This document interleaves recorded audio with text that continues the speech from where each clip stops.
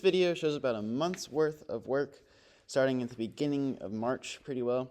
I believe it was the first Sunday in March I came home and I was determined to get the motor back in the truck, and that's exactly what I did. Got her up on the hoist, chained her up, dropped her down. It took me quite a while to get everything lined up by myself, but got her done in the end. I was pretty excited whenever it was in.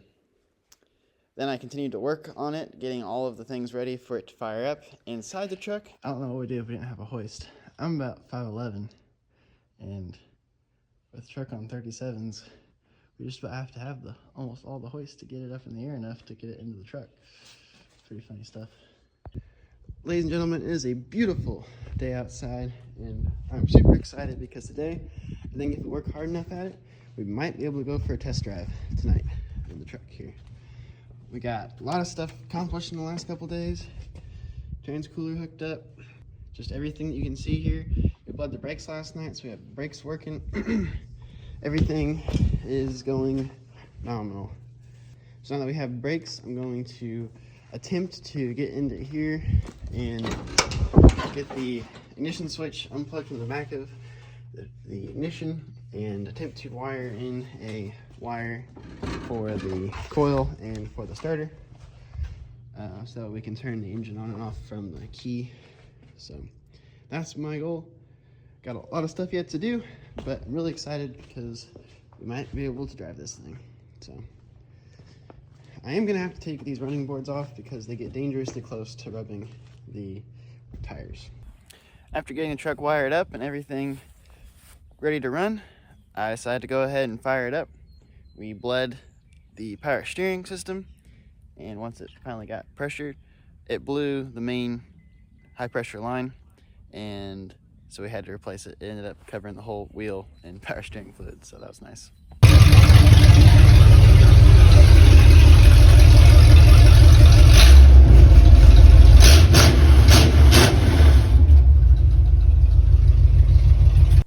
So naturally I removed the power steering belt and continued with the test drive. The brakes seemed good, brake booster was working fine, the engine was running good, 50 pounds of oil pressure. I wired up the alternator, it was charging the battery, so I saw no reason why we couldn't go for a quick test drive.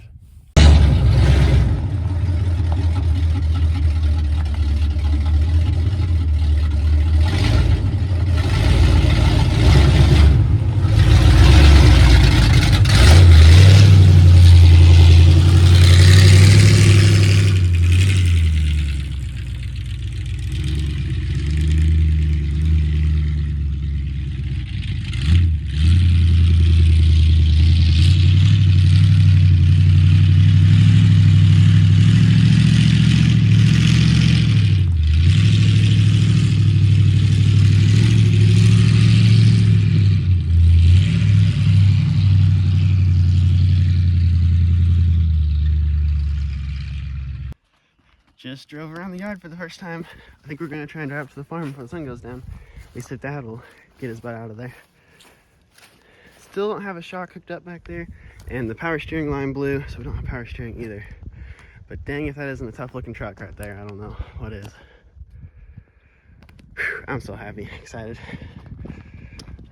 Put a lot of work into this truck. I don't know if it's in 4 or not, or what it's in. Hubs are unlocked, so we'll just see if 2. I'm sure we'll make it in there in 2 up through the field. Put some gas in it when we get there, hopefully, and hopefully we'll make it on 5 gallons of gas. Ran good, great oil pressure, charging good. I hadn't even stuck a vacuum gauge on it to try and tune the idle in at that point, and I had the transfer slots open way too much, so I had a really nasty off-idle stumble. But I got that fixed since then.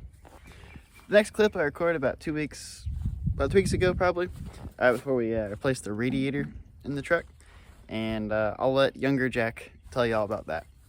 So I'm gonna go with you guys real quick, just what I've been doing, and then we're gonna change the radiator out, because this one, the old one, leaked on me. So anyway, let's get into it. We'll go ahead and start in the engine bay. So the 390, obviously we got that in here. We got just whatever wiring we needed to drive it, basically. I just ran a couple wires to the key switch, so it does run and start from the key, but that's about all the electronics that work. I got a power steering cooler, just kind of zip tied right here for now, probably move it somewhere else. I ended up popping the high pressure line. So this is a new one. These are all kind of janky, the lines are. I don't know if I'm missing some brackets, but I need to route them better in the future here. But praise the Lord, the power steering line actually fit and it worked. And now this truck, for the first time in over 30 years, has power steering. So that's awesome. Like I said, we replaced the lower column bearing, we replaced the steering shaft, we replaced the control valve, I rebuilt the gearbox, I took it apart, cleaned it, put it together with new fluid, replaced the high pressure line, added a cooler. That's the power steering pump off of the Torino. Other than that, it's pretty good. Do need to still figure out what I'm going to do about a clutch pan. I'm thinking about taking this pan off, and as much as I don't like that idea of taking a die grinder and opening up these holes just enough that I can bolt the clutch to it. These are kind of slotted already. I know it's kind of hard to see, but we basically need to make the slot a little bit bigger for it to work. Radiator leaks.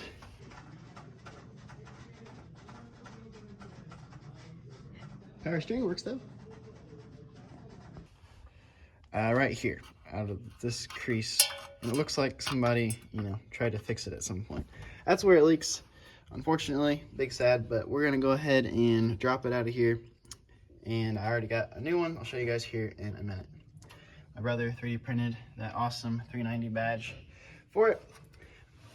Let me show you guys what we did for brake booster. Miraculously works. I don't know how much longer it's gonna work. I dumped a bunch of brake fluid out of it, so we'll see. Stay or don't. That's fine. Just don't. The Kubota yellow or Caterpillar yellow is growing on me a little bit. Nope. No, it's not. We ended up slotting the kickdown rod, but now it works. Kickdown does, and then the actual stock auto linkage just hooked right up. And I'll show you guys the video of us firing it up for the first time, but I was surprised. I rebuilt that carburetor, didn't really run it on the run stand, and then it just worked, and that kind of blew me away. It basically just fired up right away, which was super cool. I mean, it's probably not going to start. Okay.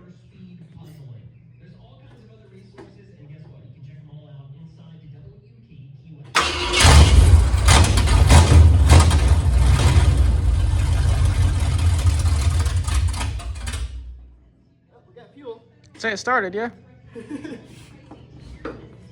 Yeah! It's quite loud. It's over headers.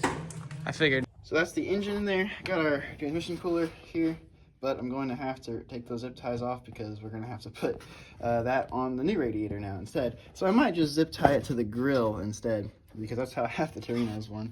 And, that's redneck. I don't know. We'll probably do something different in the future, but thing looks absolutely killer on 37s. Obviously, the first thing we had to do was go through the ditch and sink it in the mud and lock in our hubs, and it just crawled right out of there like it was nothing. Naturally, as a four-wheel drive does. We got muddy, but that was fun. It was a lot of fun. So, got a lot of wiring left to do, but got the shock mount welded on here, so I'm pretty happy about that. I ended up mixing up the brake adjusters for each drum, so last night me and my dad popped these apart and we swapped the brake adjusters, so now we have them adjusted properly. Parking brake works, and the pedal is a lot less squishy, which was a problem we had for a second there. My rebuilt calipers, front brake calipers don't leak, which is fantastic. Super stoked about that. Transfer case is still got a little bitty puddle under it. I also added some RTV to that last night, and there's no fresh oil on top of the puddles that were there before, so also pretty stoked about that.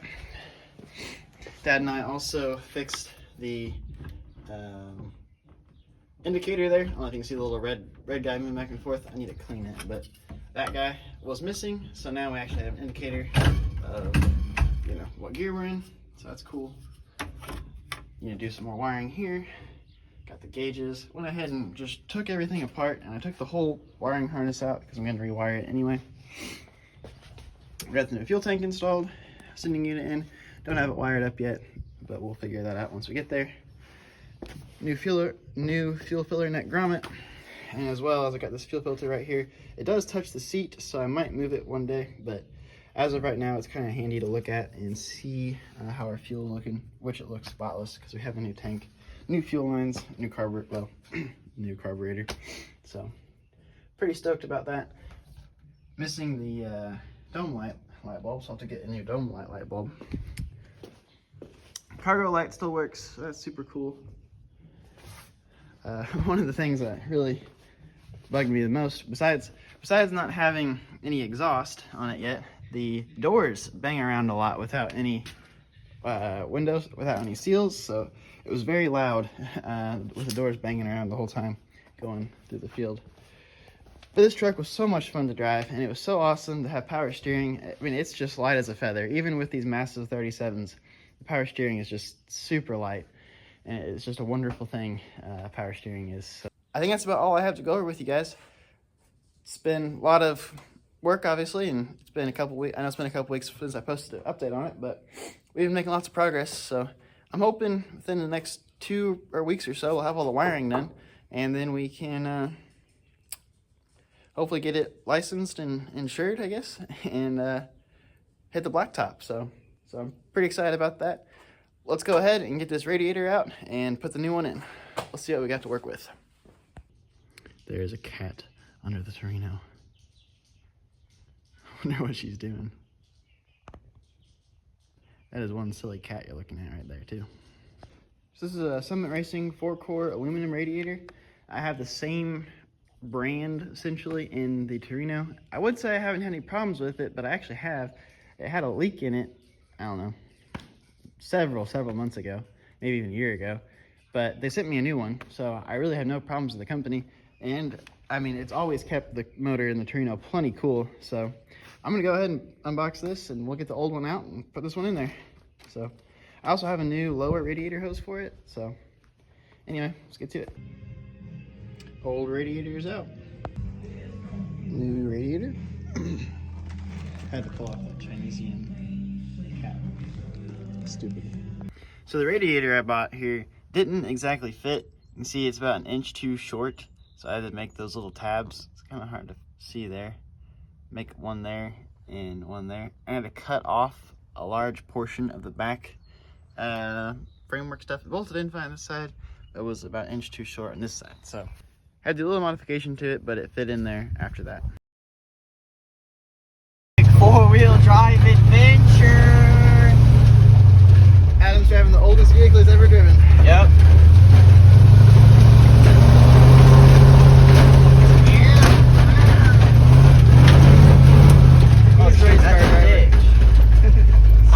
So I've been putting off wiring this truck for several weeks now. That's the next thing on my list to do. But me and Dad just finished making this exhaust the other night, and it is awesome. We ended up going with an X pipe out of the headers there, and then right out the side, duals, 2.5 inch, and those are speedy, smooth mufflers. So if any of you guys watch Tom's Refurb on YouTube, those are his mufflers, and they sound good. I'm really impressed with how it sounds. The idea behind this was a NASCAR style exhaust, but I'm impressed. It's actually pretty quiet.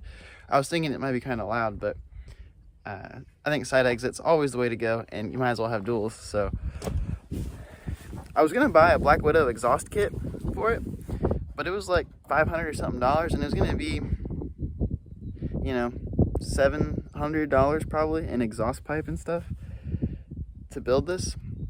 But I ended up going to my local auto parts store, Dale Auto Parts. If any of you guys are around the southern Indiana area, particularly around Santa Claus, or Dale Auto Parts is where you should go to get your auto parts. And so I talked to the guys there, and ended up getting, I think Nixon is the brand of this exhaust pipe. And given it's not the prettiest thing in the world, it's not like mandrel bent, it's got those, you know, corrugated pieces or whatever you want to call it. That's for tone, you know. But I think we're at most $300 into this exhaust system, not counting the headers, obviously, but pretty cheap, because it was about $100 for the mufflers, which are pretty affordable too, and for the quality that they are, I'm really impressed. we'll see how long they last. And this is aluminized pipe as well. But it's really nice exhaust. I'm pretty proud of it. That's the first exhaust me and my dad ever made. And we MIG welded it all together because we don't have a TIG welder. You want to hook the battery cable back up first? Just finished the exhaust. Battery fired up for the first time. Hear what it sounds like. Oh, it's so quiet.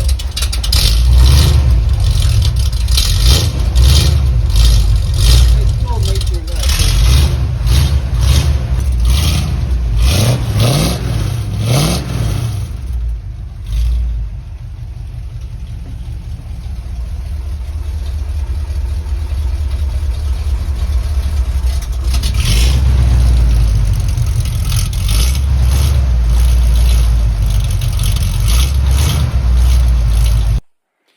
I know this video is kind of all over the place. Hopefully it makes a little bit of sense at some points.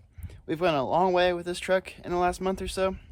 It, for all intents and purposes, runs and drives. We've taken a couple loads of trash up to the farm. Still a lot more work to go, mainly interior, wiring, door seals. A lot of little things left to do. We're making progress. If you guys have any questions, put them in the comment section below. I always love hearing from you guys. If you guys have any comments on anything, just put them down there as well. We'll hope you guys enjoy this video, and we'll see you next time on It'll Run.